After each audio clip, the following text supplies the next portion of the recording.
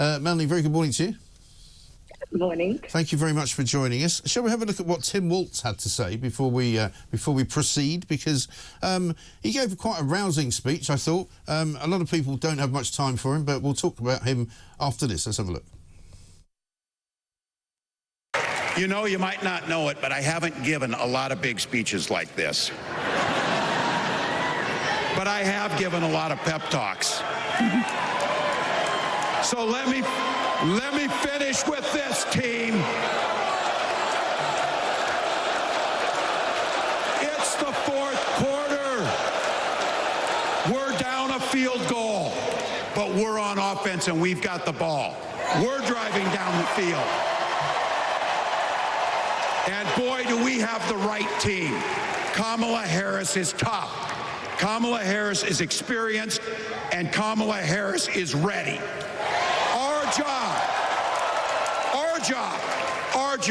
Our job for everyone watching is to get in the trenches and do the blocking and tackling. 1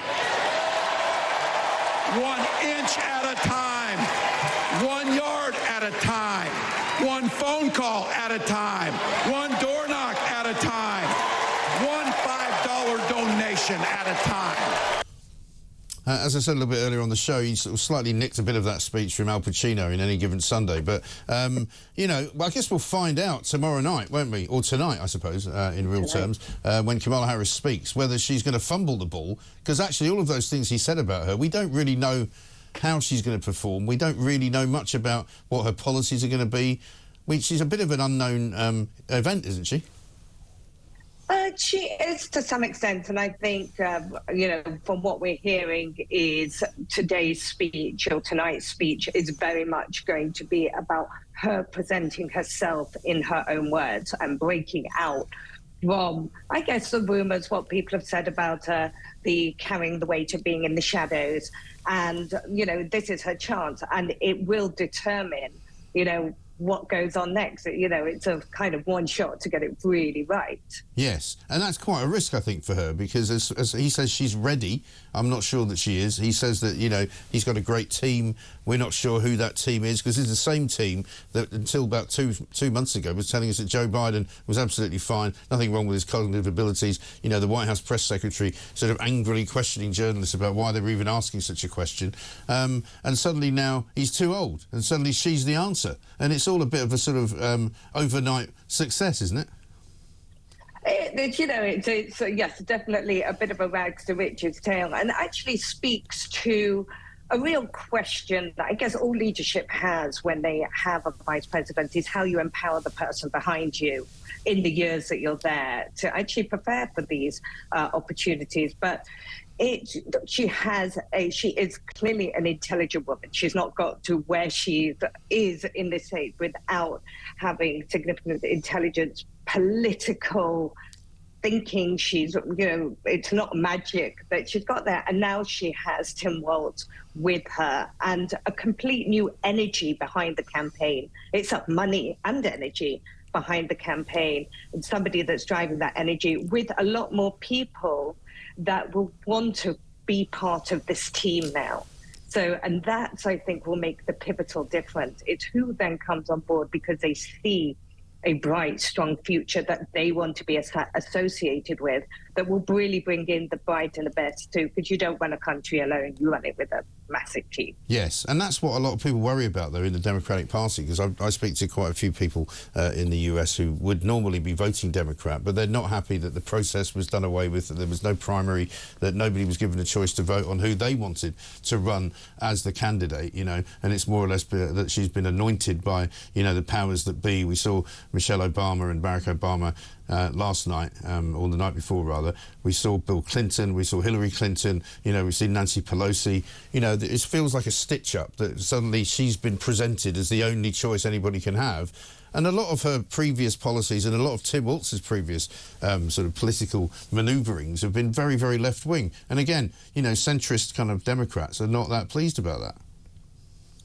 I think, you know, you could see that to some extent. However, you know, right now it's been, I think, the choice of Tim Walz, who, although he appears to be, you know, less centrist to some, actually has a very good reputation for crossing parties and for cross-party alignment, probably better than Kamala Harris. So, but he did call for the defunding of the police in Minnesota.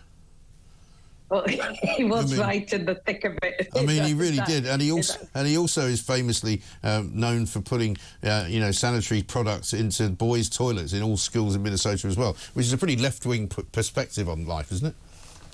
It certainly is a left-wing perspective, and and this is been very much the campaign they're running is on freedoms, and that's, I guess, if you want to look at the.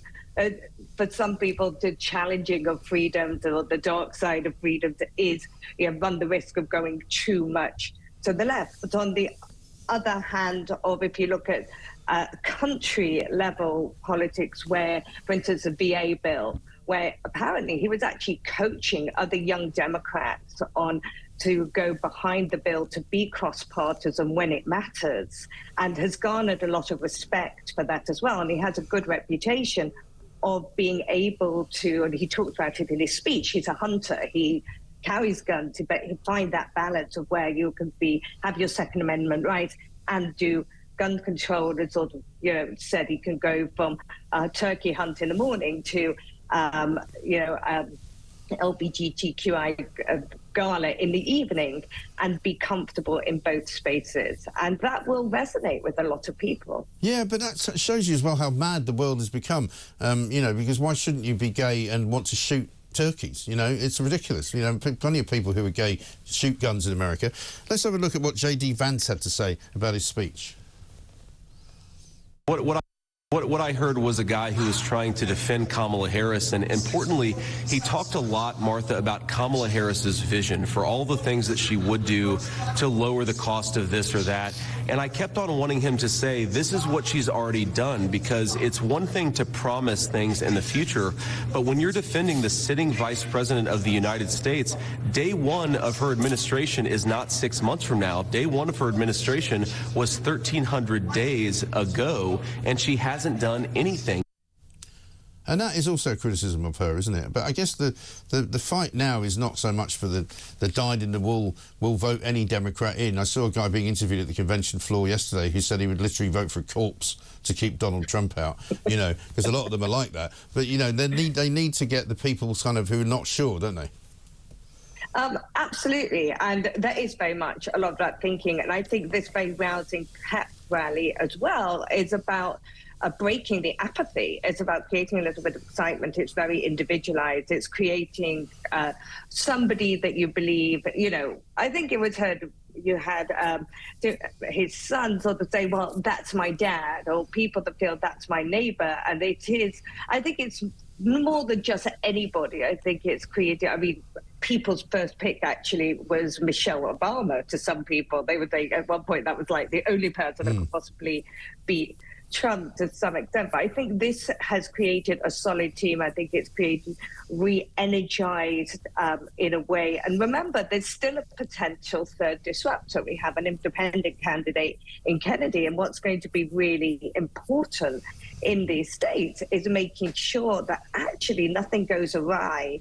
That's still the unseen thing that could potentially be a disruptor. So really getting out people and committing to voting as opposed to not staying at home, and then something even more sort of disturbing could actually emerge. Well, it certainly seems as though Kennedy's going to throw his lot in with Donald Trump. It seems to me there's a promise out there for him to possibly get a cabinet post. But listen, we've got to run. Dr Melanie Gibson, thank you very much indeed.